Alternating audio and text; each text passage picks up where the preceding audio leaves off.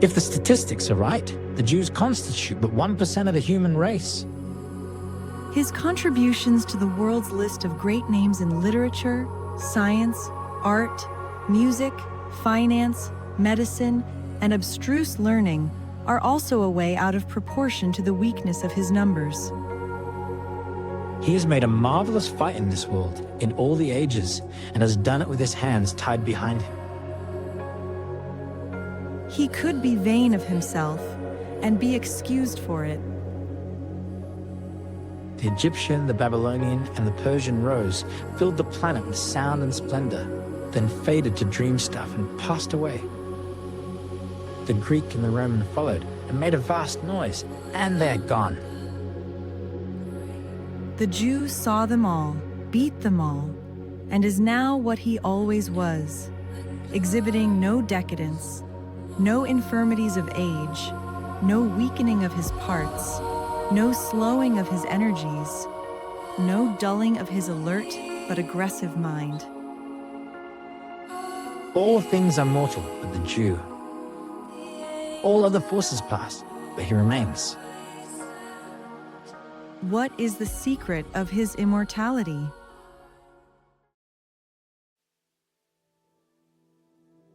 Joseph is the pattern. His life sketches both the fate and the task of the Jewish people. The parallels already fulfilled are unmistakable. Because this pattern has held true through history, then the remaining chapters of Joseph's life can be read as prophecy still unfolding, an outline of what awaits Israel, the Jewish people, and the world.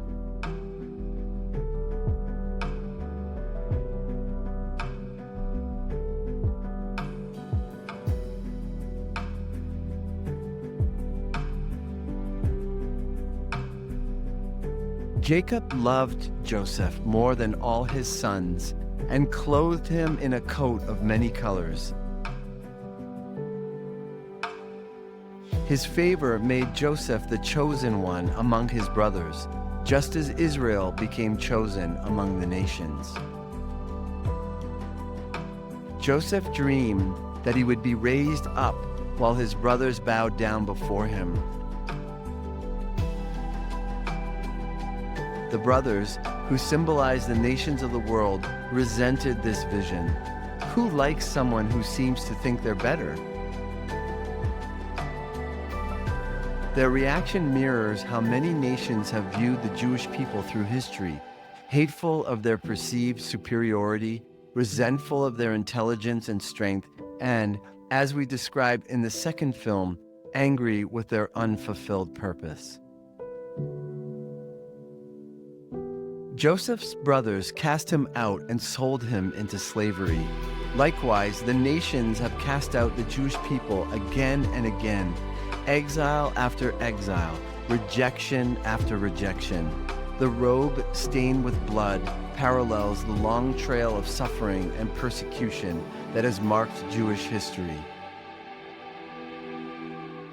And just as Joseph became a slave in Egypt, so did his descendants, the Jewish people, become enslaved in that same land, living out in the flesh the pattern first written in their forefathers' life.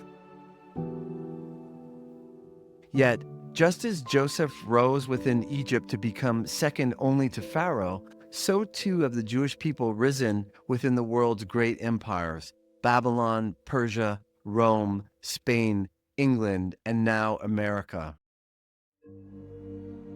In Babylon, Daniel served in the royal court, guiding Nebuchadnezzar with divine wisdom. In Persia, Mordecai guided King Ahasuerus, safeguarding his people in their time of peril. Equally, in Spain and England, Jewish communities flourished within the heart of power: advisors, financiers, physicians, and statesmen whose influence shaped the destinies of nations. And now in America, the pattern continues. Jewish individuals hold immense influence in culture, science, economics, and governance, So much so that some accuse them of being the true power behind America, even pulling the strings of a new world order.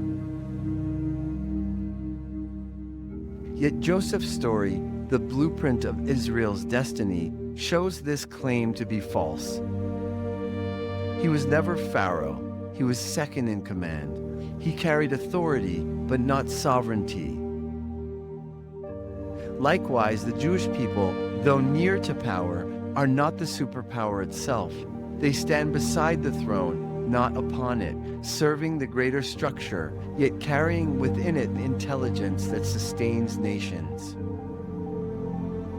Still, this influence must be remembered through the lens of Part 2. It must never serve the primary problem, protecting Israel's interests at the expense of other nations. Joseph served Egypt faithfully, not himself. The results benefited people in all the surrounding lands. In the same way, influence must serve the greater good, not tribal or political advantage.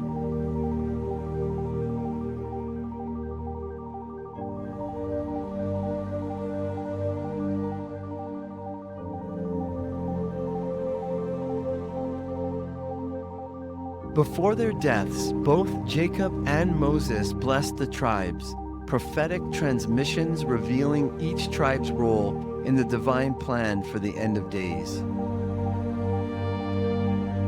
And Jacob called unto his sons, and said, Gather yourselves together, that I may tell you that which shall befall you in the end of days. Genesis chapter 49, verse 1. And this is the blessing, wherewith Moses, the man of God, blessed the children of Israel before his death. Deuteronomy chapter 33, verse 1. Yet among all 12 sons of Israel, only the blessings spoken over Joseph share a striking and mysterious symmetry. Jacob and Moses, though separated by centuries, were speaking the same vision, each echoing the other with language so precise it cannot be coincidence. Among all 12 sons, only Joseph receives this mirrored attention from both the patriarch and the prophet. That symmetry alone sets him apart. It marks Joseph as carrying a mystery so central that both Israel's founder and its greatest lawgiver were moved to speak of him in nearly identical prophetic terms. Moses' declaration for the end of days about Joseph. Of Joseph he said, Blessed by Hashem is his land, with the heavenly bounty of dew, and with the deep waters crouching below, with the bounty of the sun's crops, and with the bounty of the moon's yield, with the quick ripening crops of the early mountains, and with the bounty of eternal hills, with the bounty of the land and its fullness, and by the favor of him who rested upon the thorn bush. May this blessing rest upon Joseph's head, and upon the crown of him who was separated from his brothers. Israel's, Jacob's declaration to Joseph for the end of days. A charming son is Joseph, a charming son to the eye. Each of the girls climbed heights to gaze. They embittered him and became antagonists. The arrow-tongued men hated him. But his bow was firmly emplaced, and his arms were gilded from the hands of the mighty power of Jacob. From there he shepherded the stone of Israel. That was from the God of your father. And he will help you, and with Shaddai, he will bless you with blessings of heaven from above, blessings of the deep crouching below, blessings of the bosom and womb. The blessings of your father surpass the blessings of my parents to the endless bounds of the world's hills. Let them be upon Joseph's head and upon the head of the exile from his brothers. The two passages are not identical in full, but the mirrored elements between them are unmistakable, and it is these shared details that hold the key.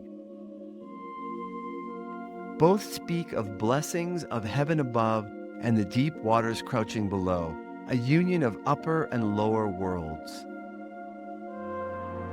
Both speak of the bounty of the sun and the yield of the moon, of the quick ripening mountains and the eternal hills, symbols of enduring abundance and fertility.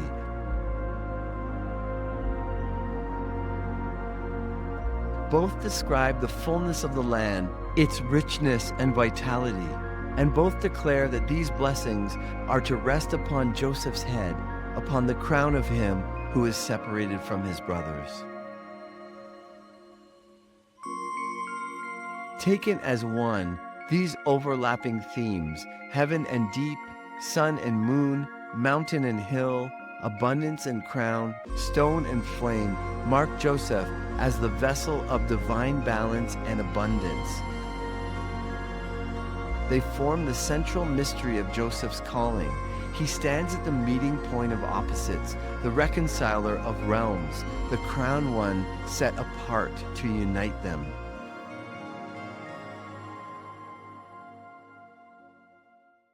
In Moses's, we find the favor of him who rested upon the thorn bush and upon the crown of him who is separated from his brothers.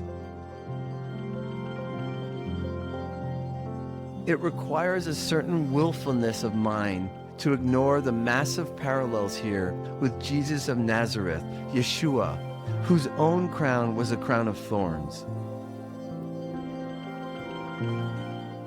It is not in vain that Moses' declaration speaks of the thorn bush in the same breath as the crown of him who is separated from his brothers. The echo is deliberate. Joseph's life foreshadows not only the destiny of his people, but also the path of the one who, like him, was cast out by his brothers.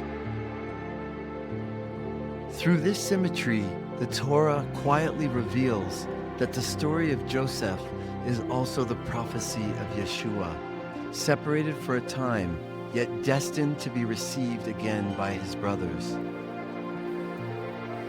They will come to accept this.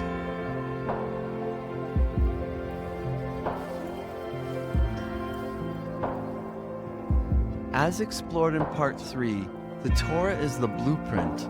Separation in the text becomes separation in the world. The Jewish people, as holders of that blueprint, must reconcile what is divided in the Torah, or the blueprint continues to manifest separation. As Joseph was reunited with his brothers, so must Jesus of Nazareth, Yeshua, be reconciled with his people. Only then is the story whole and healed.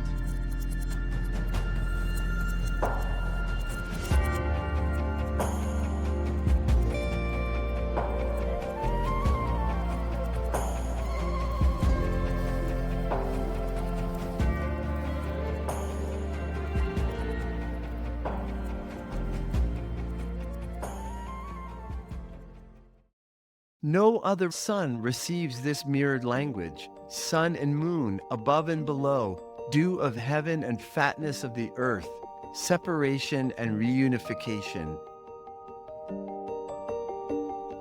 A code reveals itself, the formula for the greatest of all treasures, the Philosopher's Stone, is written into Joseph's story. This is what is meant by the Stone of Israel. In alchemy, the Philosopher's Stone is born only through separation and reunion. The matters must first be divided, purified, and then recombined into something evolved. The Torah's pattern affirms the same truth. It helps us understand that our divisions and all the resulting pain were not in vain. They were the necessary process through which God's design for wholeness is forged.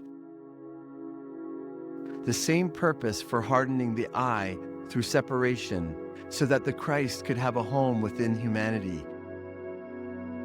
It is the same thing, a process not yet complete, whose final step of reunification still awaits us.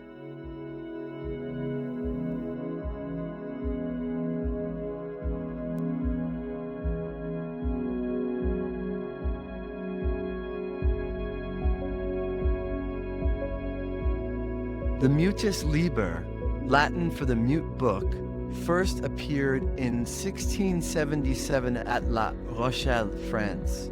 Its author is unknown. It contains no words, only a sequence of symbolic plates illustrating the alchemical process from start to finish through imagery alone.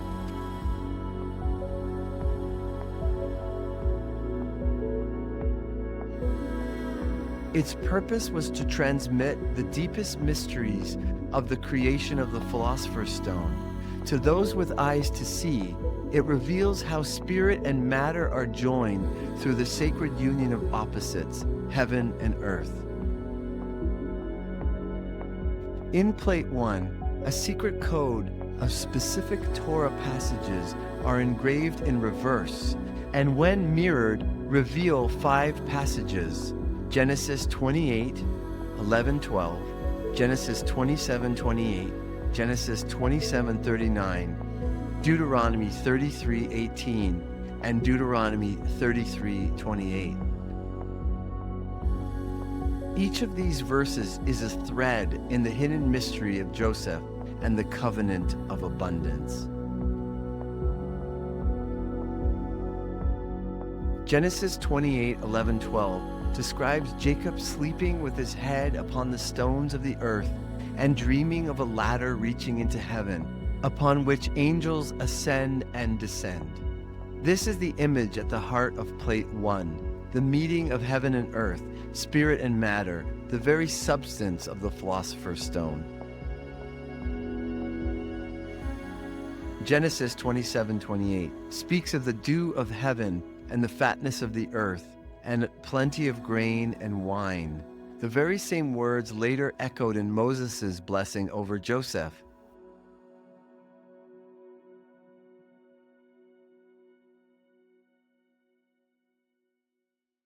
Through careful examination of the first few plates, one can have some light shed on what the dew of heaven might be. The fatness of the earth remains a mystery. Genesis 27:39 repeats the theme in Esau's counter-blessing. Behold, your dwelling shall be of the fatness of the earth and of the dew of heaven from above. This confirms that the blessings of heaven and earth were not reserved for Jacob alone. Both lines, Jacob and Esau, are to be blessed. Arab alchemy also has a rich tradition.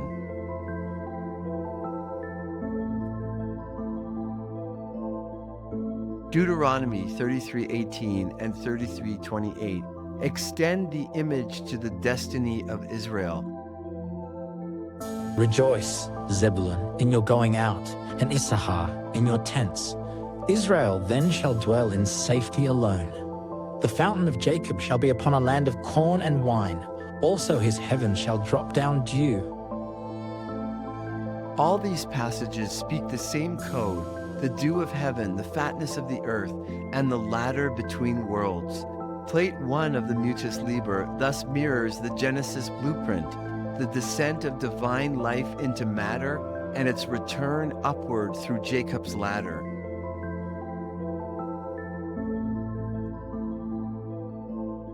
It reveals that the secret work of alchemy, the creation of the stone, is none other than the restoration of what Jacob saw and Joseph lived, the union of heaven and earth, spirit and form within the human soul. In a later plate of the Mutus Liber, the imagery reaches its fulfillment. Jacob has ascended. the purpose of descent into the earth is complete. He leaves behind the heavy, aromatically encumbered shell of the physical body, the terra damnata, the damned earth, the dross of matter that once anchored the soul. Now, radiant and weightless, he becomes what he was always meant to be, the bridge itself. The latter is no longer needed, for the connection between heaven and earth now lives within him. Above him shines the Christ, the Son of Spirit, crowning the redeemed human form. This is the mystery long prepared through the covenant, that Israel was chosen to forge a vessel strong enough to bear the descent of the divine Son into matter. This is the very essence of alchemy, one might say the entire purpose of the Torah itself. Through the hardening and purification of the flesh, through the long schooling of separation, the human form became capable of receiving the full radiance of heaven. And the Lord God formed man of the dust of the ground, and breathed into his nostrils the breath of life, and man became a living soul. In this vision, the Mutus Liber and the Torah speak with one voice. The alchemist's work and Israel's purpose converge in a single aim: to make the human being the living bridge between God and creation. The blessings over Joseph express this same mystery in sacred language. Joseph equals the stone of Israel, which equals the marriage of opposites. And the living stone is the Christ, the reconciliation of heaven and earth within the human eye. Thus, Joseph stands as a spiritual prototype of the Christ. Joseph equals the stone of Israel, which equals the marriage of opposites, which equals the Christ.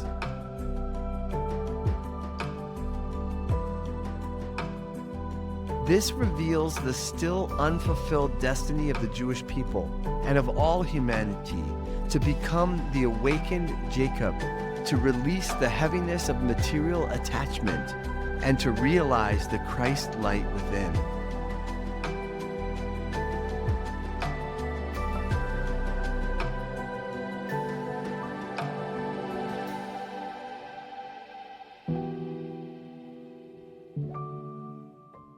Moses adds a striking image of Joseph's line. His glory is like the horns of a wild ox. With them he shall gore the nations together, the myriads of Ephraim, the thousands of Manasseh. Not to wound, but to reunite, to press together what was scattered, to gather tribes, to reconcile peoples, Israel and Ishmael, Jacob and Esau. This is a messianic act. Joseph was cast out from among his brothers, yet it is he who heals the rift. He carries the impulse of reunion. That which separates must one day be bound in love again. This too is a messianic act. Rudolf Steiner describes Joseph as one who still dreamed, a remnant of the ancient clairvoyance that his people were instructed to leave behind. Among the Hebrews, dream vision had been forbidden so that waking intellect could mature, but in Joseph, that gift persisted. His dreaming consciousness was a bridge, a way of uniting the new Hebrew clarity of thought with the Egyptian world of symbol and mystery. He could speak both languages, the analytic and the imaginal, the Hebrew and the Egyptian. In this, Joseph himself became a world bridger. His capacity to interpret Pharaoh's dream joined two worlds that otherwise could not meet, Semitic and Egyptian, priestly and royal, heaven and earth. Steiner calls this the very quality by which Christ later acts, the power to unite what history and evolution have divided. Therefore, the life of Joseph prefigures the Christ impulse. As Joseph reconciled Israel with Egypt, so the Christ unites humanity itself. And if Joseph's destiny is Israel's pattern, then Israel's higher purpose is likewise to become that bridge once more, joining what has been torn apart in the world. This means also that the age of forbidden inner vision is over. The Jewish people are now permitted to dream again, to intuit, to receive, and to speak directly with the divine. It means the great teachings revealed through other nations can now be sources of inspiration. The doors once closed for the sake of strengthening the intellect may now open, for the house has long been ready to receive the Spirit. The time of the prophets may now be again among us. Each soul may now speak with God through the living presence.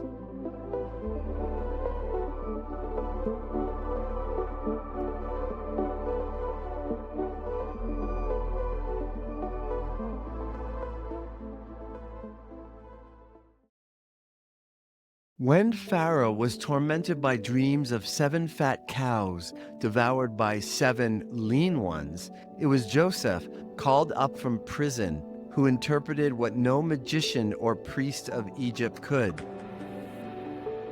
The dreams foretold 7 years of abundance, followed by 7 years of famine, and Joseph's wisdom was to store the grain of plenty against the lean years to come. When the famine struck, the granaries of Egypt overflowed while every other land starved, including the land of Canaan, known later as Israel. There, hunger drove Joseph's brothers to seek food in Egypt, unknowingly into his care. The one they had cast out now became their sustainer, and through the simple act of giving in a time of famine, the long broken family of Jacob was made whole again. And because Israel is a microcosm of the entire world, this reunion of Joseph with his brothers foreshadows a greater healing, the reunification of humanity itself. As the only planet of choice reveals, The nation of Israel, being a microcosm of the whole world, contains within it the energies of all. in the reconciliation of Joseph and his brothers, the pattern of global reconciliation is born. This is what Moses foresaw as goring the nations together, an act of gathering, pressing together what has been scattered. It is the unification of the tribes, with the understanding that these tribes now represent all peoples of the earth, not only those of Israel. The story's fulfillment is not exclusive. It is the healing of a family that now encompasses the human race.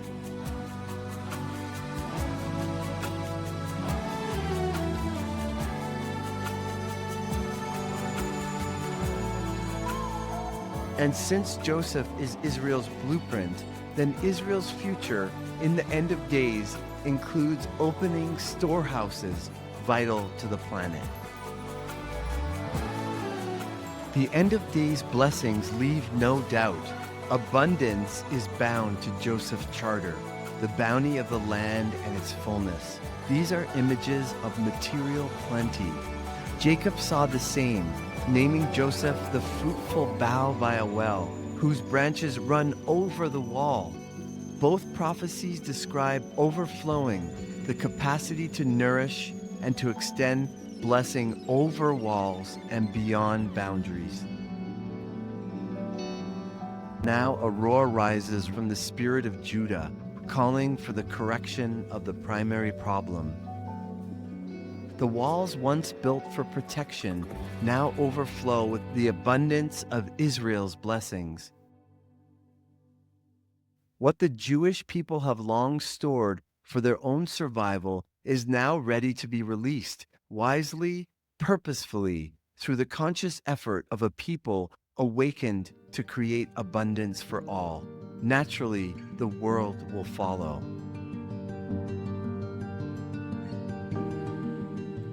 If you reach the nation of Israel, the energy would generate then to all the planet Earth. This is the true fulfillment of the covenant, the birth of the Christ force on earth. In this, the purpose of God's creation at last comes into living form.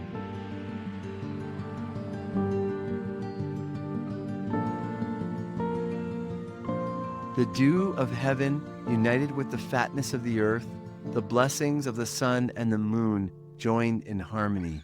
This is the stone of Israel, the stone of kings, capable of healing all illness, prolonging life, and creating abundance to the ends of the earth.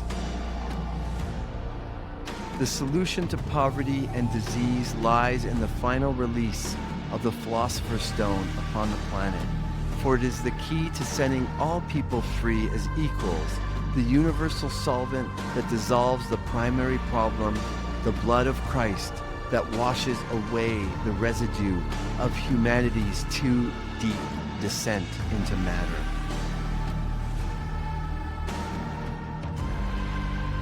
Joseph's life is a map to follow. Forgive those who cast you out. Serve under higher authority. Unite what is divided. Store in the years of plenty. Release in the years of lack. Let the stone that was rejected now be our center stone, the living bond of heaven and earth in all we do, how we pray, build, trade, govern, reconcile, and forgive.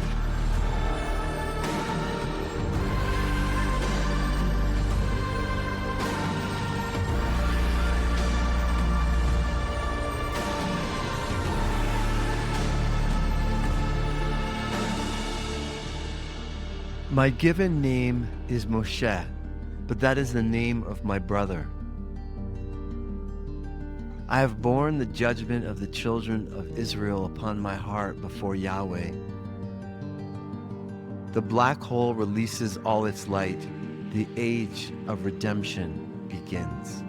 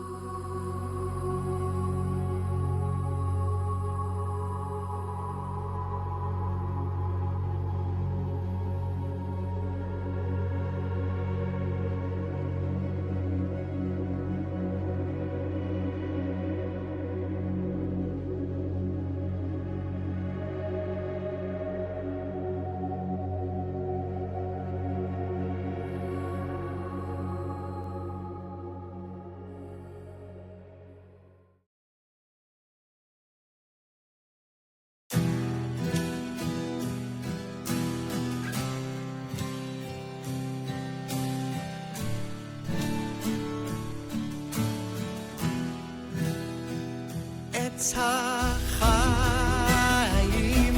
אחרית הימים, הנחש שכינה, תורה, תורה, טוב רע, אדם וחווה, שווה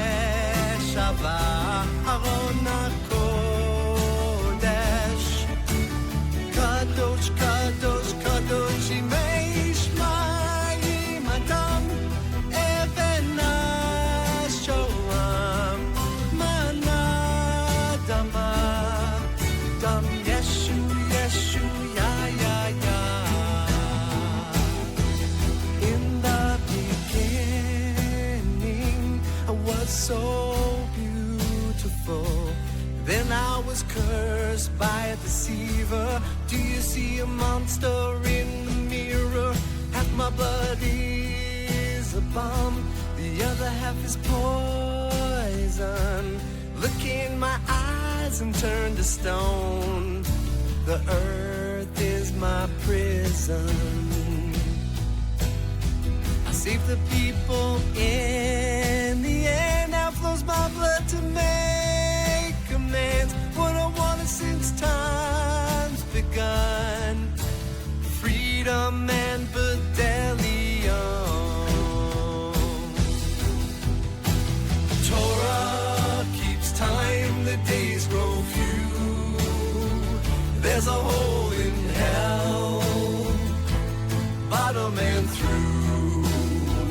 Dive in, you fools, swim to your doom. Phoenix rise from the darkest gloom. Storage houses Joseph open. Now we give up our prized possessions. Gold and Torah land partition. Jerusalem third construction.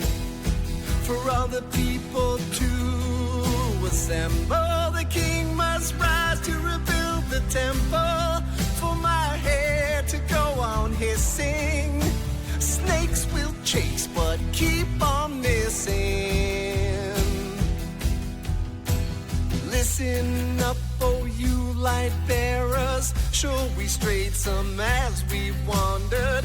Now I accept and I have surrendered. I bow my head and the sword severs.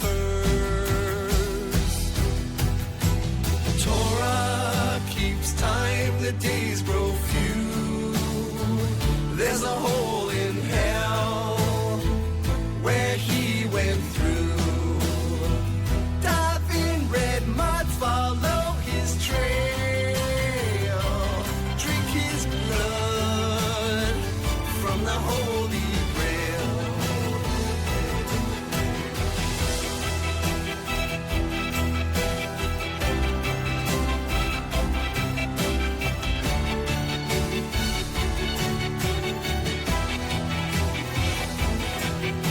I'm good and done with the horrible story. The king already died for the glory of God. It will already abate and head of Satan, greed and hating. Punished and bound for the lust of Neptune. Dark beauty rise and shine again. Blame the Jews, check your mirror, my friend. We are all slaves to repetition. It's all imploding to a point in time when life gives birth while death is dying. At the end, the tail is eaten. When time stops, grab on to nothing. Torah keeps time, the days grow few. There's a hole in hell just for you. Dive in and face up to your glory. All the going, end of story.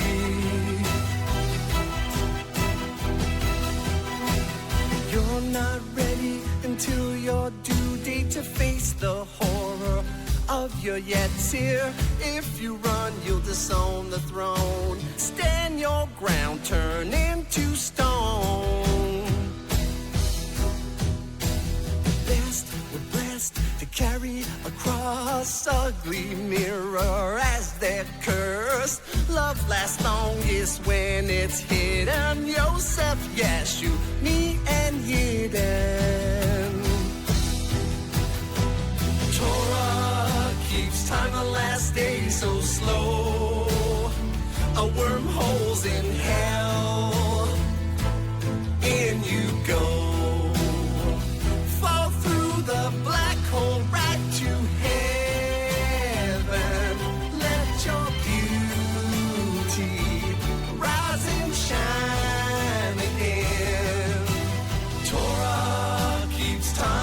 the days grow few, there's a hole in hell, bottom and through. Dive in, you fools, swim to your doom. Phoenix, rise from the darkest gloom.